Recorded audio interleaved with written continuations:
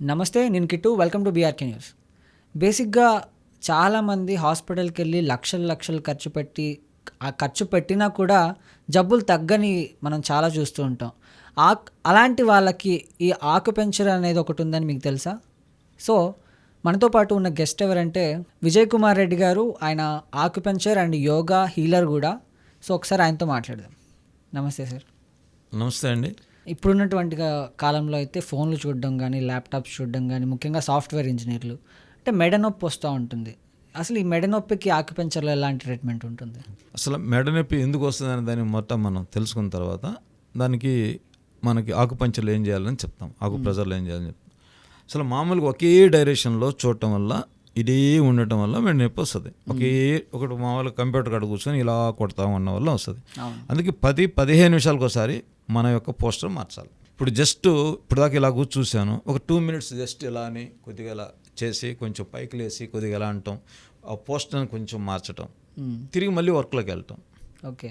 ఇప్పుడు నేను ఊరికే కూర్చొనే ఉన్నా, నేను నిలిచి కొద్దిగా బాడీని ఇలా అంటాం, కొంచెం కాళ్ళు ఇలా కదిలేయటం, మళ్ళీ వర్క్ చేసుకోవటం. అప్పుడు ఏంటంటే ఒకే పోస్టర్లో ఎక్కువసేపు ఉండటం వల్ల అక్కడ సర్క్యులేషన్ ఆగుతుంది. ఇప్పుడు దాన్ని మనం ఆటోమేటిక్గా పోస్టర్ని మార్చడం వల్ల మళ్ళీ తిరిగి సర్క్యులేషన్ మళ్ళీ స్టార్ట్ అవుతుంది.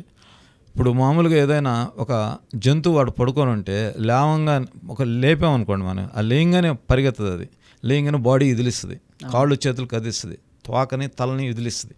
ఒక బర్డ్ ఉంది, దాన్ని కొంచెం ఆ లేయంగానే రెక్కలు ఇదిలిస్తుంది, ముక్కుని ఇట్టంటది, కదిలిస్తుంది. ఒక మనిషి నేరుగా లేచి ముందుకెళ్తాడు. అలా చేయకూడదు. అది అందుకే కొంచెం మనిషికి జంతువులకి తేడా ఉంటుంది. అది ఏం ఉండదు, అన్ని అవయాలే, వాటికి అయ్యే మనకి అవయాలంతా ఒకటే. అందుకే మన పూర్వీకులందరూ కూడా లేయంగానే టక్కన పైకి లేయంగానే మూగారు, కొంచెం ఒకసారి బాడీని అట్టు కదిలిచ్చేవాడు. అంటే అక్కడ సర్క్యులేటరీ కావాలి, అయిన తర్వాత మూవ్ అయ్యేవాడు. అందుకే ఈ మధ్య బాత్రూంలో ఎక్కువ చనిపోవడానికి ఒక ప్రధాన కారణం ఏంటంటే, రాత్రి ఏదైతే బ్లడ్లోకి వెళ్ళిన బ్లడ్ తల్లోకి వెళ్ళి అది తిరిగి మళ్ళా కిందకి రావాలి, అది మొత్తం కిందకి కావాలి. దానికోసం 1 minute కూర్చోవాలి. ఇప్పుడు ఉదాహరణ, ఒక వెహికల్ ఉంది, దాన్ని స్టార్ట్ చేయగానే మూవ్ చేయకూడదు గేరేసి, దానికి 1 minute ఐడిలింగ్ అని అంటారు. దాన్ని మీరు కావాలంటే పక్కనే డైరెక్షన్ ఉంటుంది, 1 minute ఐడిలింగ్ అని ఉంటుంది. అట్లా మనిషికి కూడా 1 minute ఐడిలింగ్ ఉంటుంది. లేయంగానే మనిషి మూవ్ కాకూడదు, కూర్చోవాలి. కూర్చున్న తర్వాత లేయాలి, లేచిన తర్వాత బాడీ కాళ్ళు చేతులు అలా కదిలించిన తర్వాత మూవ్ కావాలి. వీళ్ళు ఏం చేస్తారు, లేయంగానే బాత్రూమ్ పోతారు, ఆడపోతే తల తిరుగుతుంది. ఆ తల తిరిగి పడిపోయి ఎక్కడో ఒకరు తగిలిందని స్పాట్లో చనిపోవడానికి ఎక్కువ ఛాన్సెస్ ఉంటాయి. కానీ ఏ జంతువు, ఏ పక్షి, మన పూర్వీకులు అందరూ కూడా ఎప్పుడు గబక్కన అలా కదిలేవాళ్ళు కాదు. నెక్స్ట్ మనం మెడబట్టినప్పుడు మనం ఇలా అనుకునేవాళ్ళు, ఇది తిప్పేవాళ్ళు, తల తిప్పేవాళ్ళు, అనుకునేవాళ్ళు, ఇక్కడ ప్రెజర్ ఇచ్చేవాళ్ళు, చేతులు లాక్కునేవాళ్ళు. ఇలా లాగటం వల్ల కూడా మెడ నొప్పి తగ్గిపోతుంది. మామూలుగా ఈ బొటన వేలుని ఇలా ప్రెజర్ ఇస్తాం, ఈ ప్రెజర్ ఇచ్చి బొటన వేలుని ఇలా అంటాం, ఇలా అన్నప్పుడు ఫ్రీ అయిపోతుంది. అయినప్పుడు ఇంక మళ్ళీ దాని ఇప్పుడు ఉదాహరణ ఏంటంటే, మనం బస్సులో నిద్ర చేస్తాం, విజయవాడకి వెళ్ళాం హైదరాబాద్ నుంచి, రాత్రి సీట్లో పడుకోవడం కాకుండా సీట్లో పడుకున్నాం, తెలియకుండానే ఒక సైడ్కి వెళ్ళిపోయింది మనకి. ఆమె వెళ్ళిపోయినప్పుడు ఇంకో సైడ్ మనకు నొప్పి వస్తారా? అలా దాన్ని కరెక్ట్ చేసుకోవడానికి మళ్ళీ ఈ పక్కని మళ్ళీ ఇలా సర్దుకుంటాం, ఇలా చేసి ఇలా సర్దుకుంటాం. అలా సర్దకుండా మనం అలానే దాన్ని అలా ఉంచి నొప్పికంతా ట్యాబ్లెట్ వేయటం వల్ల చాలా ప్రాబ్లమ్స్ ఫ్యూచర్లో. అందుకని అసలు పెయిన్ కిల్లర్ అనేది మన ఇండియాలో మన చిన్న చాక్లెట్ నవ్వులేస్తారు. అదే మీకు అమెరికాలో అయితే అసలు పెయిన్ కిల్లర్ అనేది ఒకటి లేదా 2 సార్లు తప్ప పెయిన్ కిల్లర్ ఇవ్వడు. బయట పెయిన్ కిల్లర్ దొరకవు. ఎందుకంటే వితౌట్ మనకి డాక్టర్ ప్రిస్క్రిప్షన్ లేకుండా అసలు అమెరికా లాంటి దేశాల్లో అసలు ఇవ్వరు పెయిన్ కిల్లర్స్. కానీ మన వాళ్ళు ఎక్కువ పెయిన్ కిల్లర్లు వాడతారు, ఏ పెయిన్ కానీ పెయిన్ కిల్లర్ వాడేస్తారు. పెయిన్ కిల్లర్ కన్నా ఒక మంచి సిస్టమ్ ఏంటంటే, మన దాన్ని ఏదైతే మన మూమెంట్ ఉందో ఆ మూమెంట్ మనం కరెక్ట్ చేసి మన బొటన వేలుని వెనకాల బాగా మనం ఇలా ప్రెజర్ ఇస్తామంటే మీకు మూమెంట్ వచ్చేస్తే మళ్ళీ ఫ్రీ అయిపోతుంది. ఎక్కడ ఇంకా మళ్ళీ పట్టుకునేది కూడా ఏమి ఉండదు. ఒకటి. రెండోది ఏంటంటే, ఎవ్రీ 15 minutes ఒకసారి పోస్టర్ని మనం కరెక్ట్ చేయాలి.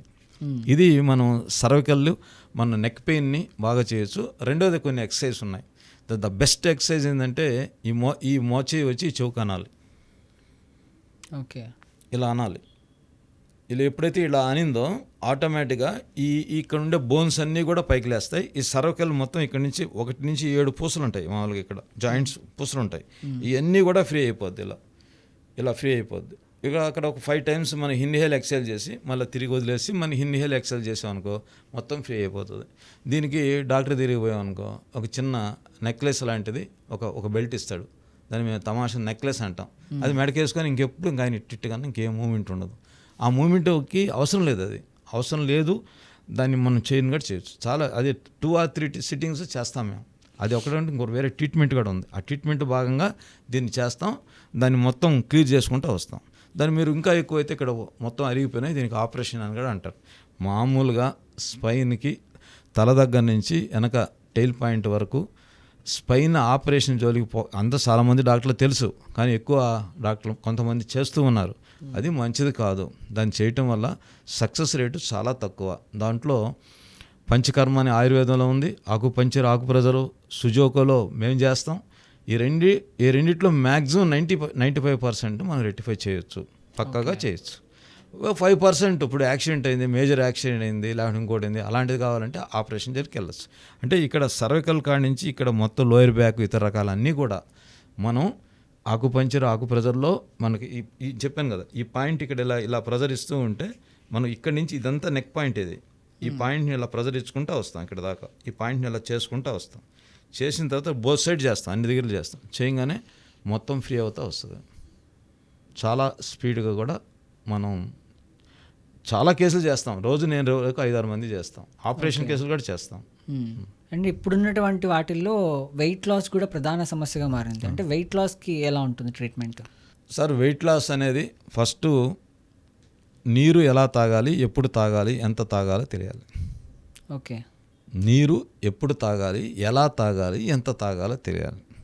నెక్స్ట్ ఫుడ్ ఎలా తినాలి, ఎంత తినాలి, ఎప్పుడు తినాలి తెలియాలి. ఈ రెండింటిని మనం కరెక్ట్ చేయగలిగితే దాని తర్వాత ఒబెసిటీకి ప్రధాన కారణం వాటర్ చేరటం, 2 ఎయిర్ చేరటం. అంటే బాడీలో వాటర్ చేరుతుంది, excess of water, excess of air, దాన్ని ఎలా బయట పంపించాలి. ఈ మూడిటి మీద మనం ఒక 6 months మనం ఒక ప్రణాళికంగా మనం చేయగలిగితే మనకి అద్భుత రిజల్ట్ వస్తాయి. దాని ఫస్ట్ ఏంటంటే మార్నింగ్ నిద్రలేయంగానే 18 నుంచి 60 సంవత్సరాల వయసు వాళ్ళు 1 లీటర్ 250 ml వాటర్ తాగాలి. ఓకే. అది ఎంతసేపులో తాగాలి? 30 minutesలో తాగాలి. స్పీడ్గా తాగకూడదు. 30 minutes టైం కావాలి. 1 లీటర్ 250 ml 30 minutesలో తాగాలి. 250 ml 5 minutesలో తాగాలి. ఇప్పుడు మనం ఏం చేస్తాం, ఎత్తేసి దించేస్తాం. అలా తాగటం వల్ల గ్యాస్ట్రిక్ ట్రబుల్ వస్తుంది, పొట్ట వస్తుంది. అర్థమైందండి. నీరు ఎప్పుడు డ్రిప్ ఇరిగేషన్ లాగా ఇవ్వాలి. ఎంత స్లోగా నువ్వు తాగితే లాలాజలం కలిసి లోపలికి వెళ్తే ఫస్ట్ చెప్పాను pH ఈక్వల్ అవుతుంది. దాని తర్వాత వచ్చి మీకు గ్యాస్ట్రిక్ ట్రబుల్ తగ్గద్ది. వాటర్ ఎప్పుడైతే స్లోగా తీసుకుంటారో మీ బాడీలో ఉన్న సెల్స్ అన్నీ క్లీన్ అవుతాయి. అందుకే ఉదయం తాగే వాటర్ సెల్ క్లీనింగ్కే. సెకండ్ టైం మళ్ళీ యోగా కానీ వాకింగ్ కానీ ఇతర చేసి మళ్ళీ సెకండ్ టైం వాటర్ తాగాలి. అది ఎంత అంటే ఒక 1/2 లీటర్ వాటర్ వరకు తాగొచ్చు. అంటే మీకు స్వెటింగ్ వచ్చి మీకు ఇతర రకాలు ఇంకా దాని లోపల తగ్గిన వాటర్ని మళ్ళీ ఫిల్ చేసేదానికి. అందుకే ఉదయం వాటరు క్లీనింగ్, సెల్ క్లీనింగ్ కోసం అది స్లోగా తాగాలి. 30 minutes తాగాలి. 18 years నుంచి 60 years వరకు. 60 years అబవ్ వాళ్ళు 750 ml వాటర్ తాగాలి. 18 years బిలో పుట్టినప్పటి నుంచి 18 సంవత్సరాల వరకు వాళ్ళు వాటర్ని కొంచెం ఇస్తూ 750 ml వరకు తీసుకురావాలి. అదేనండి. నెక్స్ట్ ఇంకెప్పుడు కూడా వాటరు 100 ml మించి తాగకూడదు.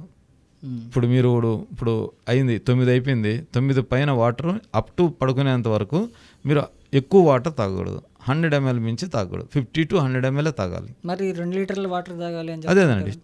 ఉదయం అయిపోయిందండి. ఉదయం వచ్చి 1 లీటర్ 250 ml ఇచ్చారు, మళ్ళీ ఒక 1/2 లీటర్ ఇచ్చారు. 1 లీటర్ 750 ml 750 ml అయిపోయింది. దాని తర్వాత మీరు ఫుడ్ టిఫిన్కి ముందు ఒక అరగంట ముందు ఒక 100 ml వాటరు, మధ్యాహ్నం సాయంత్రం 100 ml తాగితే అక్కడ 2 liters అయింది. ఇంకా అక్కడి నుంచి ఫుడ్ తిన్న 1.5 hour తర్వాత మీరు అప్పుడప్పుడు కొంచెం వాటర్ ఇస్తూ ఉండాలి. అది ఎక్కువ మీరు ఒక 10 minutes తర్వాత మళ్ళీ తాగొచ్చు, కానీ ఒకేసారి ఎక్కువ వాటర్ తాగకూడదు. ఎందుకంటే డైజెస్టివ్ అండ్ మెటబాలిజం స్లో అయిపోతుంది ఎక్కువ వాటర్ తాగితే. కానీ ఉదయం వాటర్ ఎక్కువ తాగాలి. ఎందుకు తాగాలంటే సెల్ అంతా క్లీన్ కావాలి. అది స్పీడ్గా మీరు వాటర్ తాగటం వల్ల మీ సెల్స్ క్లీన్ కాకుండా యూరిన్ ఎక్కువ వస్తాయి. అదే మీరు స్లోగా తాగితే యూరిన్ రావు, బాడీ క్లీన్ అవుతుంది. అందుకే చెప్పాను వాటర్ ఎప్పుడు తాగాలి, అంటే ఉదయం తాగాలి, ఆహారానికి అరగంట ముందు తాగాలి, తిన్న 1.5 గంట తర్వాత తాగాలి, రాత్రి వాటర్ తాగకూడదు. ఎలా తాగాలి? నిదానంగా తాగాలి, చిప్ చేస్తూ తాగాలి. ఎంత తాగాలి చెప్పాను. ఉదయం వచ్చి ఎక్కువ వాటర్ తాగాలి, 1 లీటర్ 250 ml తాగాలి. కానీ ఇంకెప్పుడైనా 100 ml మించి తాగకూడదు. వాటర్ కూర్చొని తాగాలి, వాటర్ స్పీడ్గా తాగకూడదు. వాటర్ ఎప్పుడు కూడా ముస్లిం సోదరులు వాటర్ తాగేటప్పుడు కూర్చొని కాలు మళ్ళించి తాగుతారు. వాటర్ తాగేటప్పుడు నిల్చుకొని అసలు తాగకూడదు. తాగితే అపెండిసైడ్, అవతల గ్యాస్ట్రిక్ ట్రబుల్, అల్సరు, హార్ట్ సమస్యలు రావచ్చు. అందుకే నీరు ఎప్పుడు కూర్చొని స్లోగా తాగాలి. నీరు కూర్చొని స్లోగా తాగటం వల్ల బెనిఫిట్స్ ఎక్కువ ఉన్నాయి, నిల్చుకొని తాగడం వల్ల నష్టాలు ఎక్కువ ఉన్నాయి. అదేంటండి. నెక్స్ట్ ఫుడ్ తినేటప్పుడు ఖచ్చితంగా ఫుడ్ తిని నీరు ఎక్కువ తాగకూడదు. తాగితే గ్యాస్ట్రిక్ ట్రబుల్ వస్తుంది, పొట్ట వచ్చేస్తుంది. అందుకని చెప్పాం, పొట్ట ఎక్కువ ఉన్న వాళ్ళకి తిన్న తర్వాత నీళ్లు తాగొద్దని చెప్తాం. ఉదయం టిఫిన్ తర్వాత, మధ్యాహ్నం భోజనం తర్వాత ఒక 100 ml వాటర్, 100 ml మజ్జిగ తాగొచ్చు, 150 ml మజ్జిగ తాగొచ్చు, లేదంటే ఫ్రూట్ జ్యూస్ తాగొచ్చు. కానీ నీరు తాగకూడదు. చాలా ఇంపార్టెంట్ పాయింట్ అది. 1.5 అవర్ తర్వాతే వాటర్ స్లోగా ఇవ్వాలి. అంటే అన్నం తిన్న 1.5 తిన్న 1.5 అవర్ తర్వాత. అన్నం తినేటప్పుడు తాగొచ్చు. ఎలా తాగొచ్చు అంటే ఒక గుక్క అంటాం, ఒక 20 ml తాగొచ్చు. మధ్యలో కావాలంటే ఒక 20 ml తాగొచ్చు. మళ్ళా లాస్ట్లో ఒక 20 ml తాగొచ్చు. మ్యాక్సిమం ఒక 100 ml లోపు తాగొచ్చు, అంతకు మించి తాగకూడదు. హాఫ్ అన్ అవర్ ముందు వచ్చి ఒక 100 ml తాగొచ్చు. అర్థమైందండి. తర్వాత వచ్చి మధ్యాహ్నం కూడా అంతే, రాత్రి అంతే. రాత్రి పడుకున్న తర్వాత ఇంక నీళ్ళు తాగకూడదు. ఎందుకంటే ఉదయం ఎవరైతే నీరు తాగరో, తక్కువ ఉంటుందో, రాత్రి ఎక్కువ నీళ్ళు అడగద్దు బాడీ. షుగర్ పేషెంట్ కూడా అడగద్ది.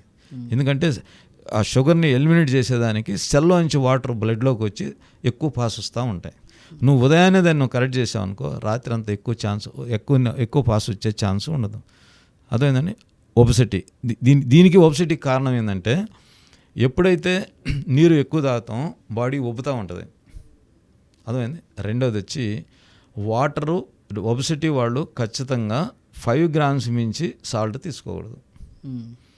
2, వాటరు ఒబెసిటీ తగ్గాలి అంటే దానికి వాళ్ళు మేమేం చెప్తామంటే, ఉదయం బార్లీ వాటరు, ఈవినింగ్ 5 o'clockకి ఉలవచారు తాగమని చెప్తాం.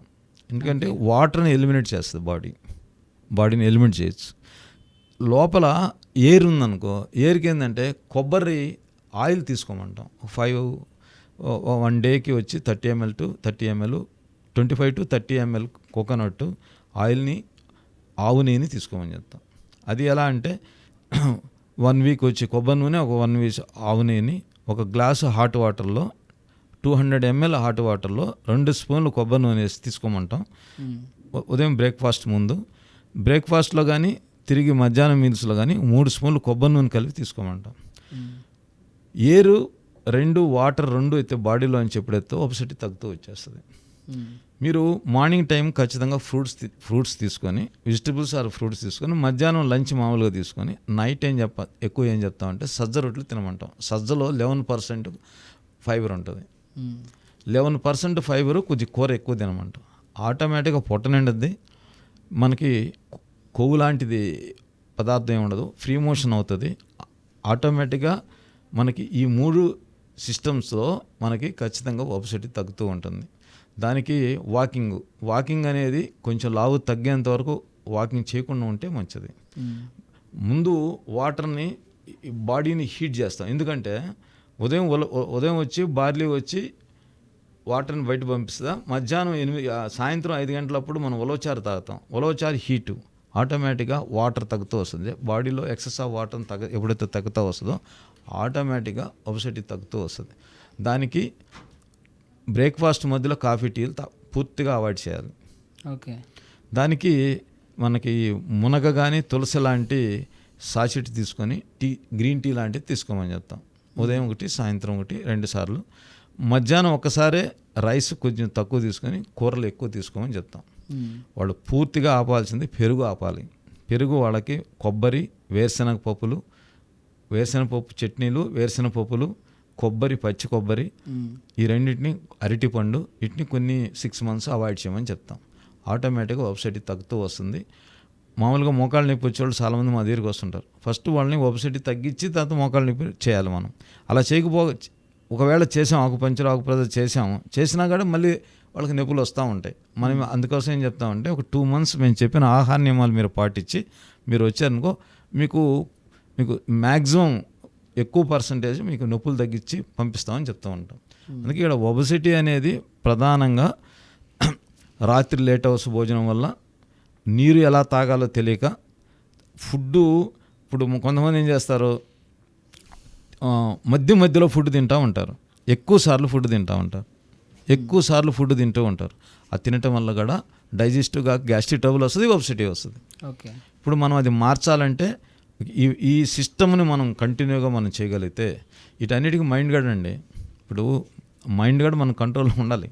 అది లేకుండా కేవలం వాళ్ళు తగ్గాలని కోరుకుంటుంది. ఆ కోరుకున్నప్పుడు మనం వాళ్ళకి ఒకటి మంచి డైరెక్షన్ మనం ఇవ్వగలిగితే, నేను 22 సంవత్సరాల నాడు 16 kg తగ్గాను. 2002లో 16 kg తగ్గాను. ఇప్పుడు మళ్ళీ 1/2 kg కూడా పెరగల. చాలామంది లావు తగ్గుతారు, మళ్ళీ పెరిగిపోతూ ఉంటారు. అంతే కదా, చాలామంది చూశారు కదా ఈ మధ్య. మీ సినిమా యాక్టర్స్ కానీ నిర్మాతలు కానీ చాలామంది ఈ మధ్య ఒబెసిటీ తగ్గినట్టు ఉంటారు, ఒక 6 నెలల సంవత్సరం మళ్ళీ పెరిగిపోతూ ఉంటారు. దాన్ని పెరగకుండా ఎలా ఉండాలనే దాన్ని మేము పూర్తిగా అన్వయించుకొని ఎక్కువ మంది చెప్పడం జరుగుతుంది. నేను 16 kg తగ్గి 2002 నుంచి మళ్ళీ 1/2 kg కూడా పెరగలేదు. నేను ఎప్పుడు చూసినా 61 kg ఉంటాను. ఇప్పుడు నాకు 63. నేను 42 years నుంచి నేను ఈ సిస్టమ్ అలవాటు చేశాను. ఇప్పుడు నాకు 63. ఈ 21 yearsలో మళ్ళీ ఏది పెరగలేదు. గ్రేట్. అసలు కొలెస్ట్రాల్ నాకు 670 ఉండిందండి, ట్రైగ్లిజరైడ్స్. నేను వితౌట్ మెడిసినే తగ్గించా, ఆహార నియమాలు తగ్గించాను. మంచి సత్యనారాయణ రాజు గారు నాకు క్లోజ్, ఆయన ఒక మాట చెప్పారు, ఇలా ఆహార నియమాలు ఇలా పాటించండి అని. దాని తర్వాత నేను అదే సిస్టమ్ మనం ఫాలో అవుతూ అన్ని ప్రాబ్లమ్స్ని కూడా, న్యూరో ప్రాబ్లం ఉండింది, అది కూడా ఆహారంలో తగ్గించాం. అంటే మెడిసిన్ వాడొచ్చండి, వాడకూడదని కాదు. ఆకుపంచర్ కూడా చేయాలి. నేను ఇప్పుడు యోగా గురువు నేను 16 సంవత్సరాలుగా అంటే నేను ఎక్కువ మంది టీచర్ని తయారు చేస్తాను, యోగా చేస్తాను. నేను బాబా రామదేవ్ సంస్థకి జిల్లా ఇన్ఛార్జి కూడా ఉన్నా. కానీ మేము మొట్టమొదటి చెప్పేది ఏంటంటే, ఇక్కడ ఫ్రీ మోషన్ ఉండాలి, వాటర్ తీసుకోవాలి, చెప్పిన ఆహారం నువ్వు ఏది తినొద్దు. ఇప్పుడు నాన్ వెజ్ మేము తినొద్దని చెప్పాం, తినండి. ఎప్పుడు ఎలా తినాలో చెప్తాం అంతే. నువ్వు ఏది తినొద్దని చెప్పాం, తినండి, ఖచ్చితంగా తినండి. నీకు ఏది నోరుని కట్టొద్దు, మీ కోరికను ఆపొద్దు. కానీ ఎప్పుడు ఎలా ఎంత తినాలో తెలియాలి. అది తెలిస్తే ఒబెసిటీ అనేది 6 months లోపల 25 to 30 kg తగ్గించిన వాళ్ళు కూడా ఉన్నారు. ఇక్కడ మళ్ళీ నేను ఇప్పుడు మామూలుగా మీరు ప్రోటీన్ ఫుడ్ తినండి, ఒక 1/2 glass నీళ్ళు తాగండి, ఒక అరటిపండు అలా చెప్పం. మీరు ఎంత తినాలని తినండి. ఇప్పుడు ఫుడ్లో ఎలా తినాలని చెప్తాం అంతే. ఇప్పుడు ఉదయాన్నే కడుపు నిండా తినండి, వెజిటబుల్స్ ఫ్రూట్స్ తినండి అని చెప్తాం. మధ్యాహ్నం తినండి, రైస్ తగ్గించి కూర ఎక్కువ తినమని చెప్తాం. రాత్రి తినండి, 2 రోటీలు తీసుకోమని చెప్తాం. మీరు గోధుమ రొట్టెలని మేము స్ట్రిక్ట్గా చెప్తాం. సౌత్ ఇండియా వాళ్ళు గోధుమ రొట్టెలు మంచిది కాదు, దానివల్ల షుగర్ వస్తుంది, దానివల్ల చాలా ప్రమాదం, అందుకు గోధుమ రొట్టెలు మేము తినొద్దని చెప్తాం, పక్కాగా చెప్తాం. మేము సజ్జ రొట్టెలు తినమని చెప్తాం. సజ్జ రొట్టెలు తీసుకోండి, కూర ఎక్కువ తినండి. రాత్రి నాన్ వెజ్ దూరంగా ఉండండి. మీ కొలెస్ట్రాల్ రాదు, మీ షుగర్, మీ బీపీ అన్నీ కూడా కంట్రోల్ అవుతాయి. రాత్రి నాన్ వెజ్ ప్రమాదకరం, రాత్రి నాన్ వెజ్ తినొద్దు. మధ్యాహ్నం ఎంత కావాలంటే తినండి, మీ కెపాసిటీ పెట్టి తినండి. మీ ఏది వద్దని చెప్పం. ఆయన ఉప్పు వద్దంటాడు, ఇది వద్దు, అవి కూడా ఏం చెప్పం. ఖచ్చితంగా మనకి ఒబెసిటీని తగ్గించేయచ్చు. ఓకే విజయ్ కుమార్ రెడ్డి గారు, థ్యాంక్ యూ సో మచ్. అంటే చాలా ఇన్ఫర్మేషన్ ఇచ్చారు. అంటే లక్షలు ఖర్చులు పెట్టి కూడా ఈరోజు కొన్ని సమస్యలు అంటే అలాగే ఉండిపోతున్నాయి, కానీ అవి పోవట్లేదు. బట్ ఏ ఖర్చు లేకుండా ఇలా జస్ట్ చేయడం కూడా చాలా గొప్ప విషయం. So thank you. నమస్తే.